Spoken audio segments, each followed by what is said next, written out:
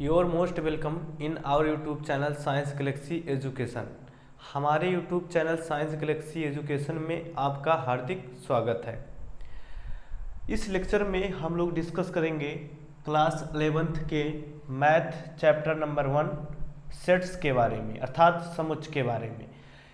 इस चैप्टर के बारे में पहले भी हम डिस्कस कर चुके हैं और क्वेश्चन नंबर 3 तक हम सॉल्व कर चुके हैं। इस लेक्चर में हम क्वेश्चन नंबर 4 से स्टार्ट करेंगे। क्वेश्चन नंबर 4 जो हमारा है, देखते हैं वो क्या है। क्वेश्चन नंबर 4 है right the following sets in set builder form. यानी नीचे हमें कुछ सेट दिए गए हैं, उन सेट को हमें सेट बिल्डर फॉर्म में बनाना है। अर्थात आपको बताया गया है कि सेट को रिप्रेजेंट करने के लिए दो तरीके होते हैं। एक तरीका हमारा होता है रोस्टर फॉर्म और दूसरा तरीका हमारा होता है सेट बिल्डर फॉर्म। तो हमें यहाँ पे इन एलिमेंटों को सेट बिल्डर फॉर्म में रखना है, यानी सेट में रखना है। तो चलिए देखते हैं। यहाँ पे अगर देखा जाए तो हमारे पास 4 एलिमेंट हैं। वो कौन कौन से एलिमेंट हैं? 3, 6, 9, 12। अब देख रहे हैं सेट बिल्डर फॉर्म में हम ये देखते हैं कि वो कौन सी प्रॉपर्टी है जो सभी एलिमेंटों के अंदर समाहित है। तो यहाँ पे अगर देखा जाए तो 3, 6, 9 और 12 ये जो है मल्टीपल हैं 3 के, मल्टीपल्स ऑफ 3 के, यानी ये 3 के गुणज हैं। तो यहाँ पे यानी ये सारी संख्याएं 3 से डिवाइड हो जाएंगी। तो यहाँ पे हम इसको लिखेंगे कि मान लेते हैं ये हमारा एक सेट है, इसके एलिमेंट, आपको पता है कि एलिमेंट को हमेशा कर्ली ब्रैकेट के अंदर रखते हैं। x such that x is equal to 3n, जहां पर where n belongs capital N and n जो है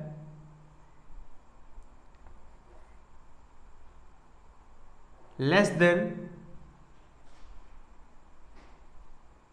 या इक्वल देन 4 और greater than or equal than 1। यहां से हम इस पे एक डिस्कस कर लेते हैं, देखते हैं क्या है। यहाँ पे जो हमारा एक एलिमेंट है x है, वो इस प्रकार का होगा, यानी 3n के टाइप का होगा, जहाँ n जो है वो नेचुरल नंबर है और n का मान कहाँ से कहाँ तक हो सकता है? n का मान या तो 4 के बराबर होगा, 4 से छोटा हो सकता है, 1 से बड़ा या 1 के बराबर हो सकता है। अगर यहाँ पे n की वैल्यू हम 1 रखेंगे तो 3 1 जा 3 मिलेगा, 2 रखेंगे तो 6 मिलेगा, 3 रखेंगे तो 9 मिलेगा और 4 रखेंगे तो यहाँ पे 12 मिलेगा। तो यहाँ पे हमारा जो रिप्रेजेंटेशन हुआ वो इस प्रकार हुआ कि x such that x is equal to 3n where n belongs capital N and 1 जो है n जो है वो 1 से बड़ा है या बराबर है और 4 से छोटा है या 4 के बराबर है। तो यहाँ पे पहला हुआ कि पहला जो एलिमेंट थे ये 3 के मल्टीपल थे। तो चलिए हम नेक्स्ट क्वेश्चन की तरफ चलते हैं। चलिए हम इसका नेक्स्ट पार्ट देखते हैं। सेकंड पार्ट में हमारे जो एलिमेंट हैं 2, 4, 8, 16, 32। बताइए इसको हम कैसे लिखेंगे या इनमें कौन सी ऐसी प्रॉपर्टी है जो सेम है। देखिए अगर हम 2 के पावर 1 लिखते हैं तो हमें मिलेगा 2, 2 के पावर अगर 2 लिखते हैं तो हमें मिलेगा 4, 2 के पावर अगर 3 लिखते हैं तो हमें मिलेगा 8, 2 के पावर अगर 4 लिखते हैं तो हमें मिलेगा 16, 2 के पावर अगर 5 लिखते हैं तो हमें मिलेगा 32। यहाँ से हम ये देख रहे हैं कि जो संख्याएं हैं वो 2 के पावर में बन रही हैं और यहाँ पे जो पावर है वो 1 से लेकर 5 तक है। तो यहाँ पे हम लिख सकते हैं कि ये जो सेट हमारा बनेगा वो x such that x is equal to n 2 के पावर n वेयर n जो है वो 5 से बड़ा 5 से छोटा या 5 के बराबर और 1 से बड़ा या 1 के बराबर होगा। तो यहाँ पे देखिए, अगर हम यहाँ पे 1 रखेंगे तो हमें 2 मिलेगा, यहाँ पे 2 रखेंगे तो हमें 4 मिलेगा, यहाँ पे 3 रखेंगे तो हमें 8 मिलेगा, यहाँ पे 4 रखेंगे तो हमें 16 मिलेगा, और हम यहाँ पे अगर 5 रखते हैं तो हमें 32 मिलेगा। इस प्रकार जो हमारा सेट बनेगा वो बनेगा x such that x is equal to the power n, और जहाँ पे n की वैल्यू जो है वो 5 से लेस और इक्वल है, और जो है 1 से ग्रेटर और इक्वल है। यानी ये हमारा सेकंड नंबर क्वेश्चन हुआ। चलिए क्वेश्चन नंबर 4 का थर्ड पार्ट देखते हैं क्या है। तो यहाँ से हम अगर यहाँ पे लिखना चाहें तो 5 के पावर 1 लगाते हैं तो हमें मिलेगा 5। अगर 5 टू दी पावर 2 लगाते हैं तो हमें मिलेगा 25, और यहाँ पे 5 टू दी पावर 3 लगाते हैं तो यहाँ पे मिलेगा 125, और अगर यहाँ पे 5 टू दी पावर 4 लगाते हैं तो हमें मिलेगा 625। यहाँ से हम ये देख रहे हैं कि 5 की घात को हम बढ़ाते जा रहे हैं और हमें संख्याएं मिलती जा रही है। यानी यहाँ पे जितने भी एलिमेंट हैं वो 5 के किसी पावर की वैल्यूज है। तो यहाँ पे आपकी जो पावर है वो एक क्रम में है और वो जो है एक नेचुरल नंबर बन रहे हैं। तो हम इनको लिखेंगे इस प्रकार, x such that x is equal to 5 to the power n। n का मान देखिए कहाँ से शुरू हो रहा है, 1 से लेकर 4 तक, यानी 1 से लेकर 4 तक। तो यहाँ पे लिखेंगे n की जो वैल्यू होगी वो 4 से छोटी और 4 के बराबर हो सकती है, और 1 से बड़ी या 1 के बराबर होगी। तो ये हमारा थर्ड पार्ट होगा।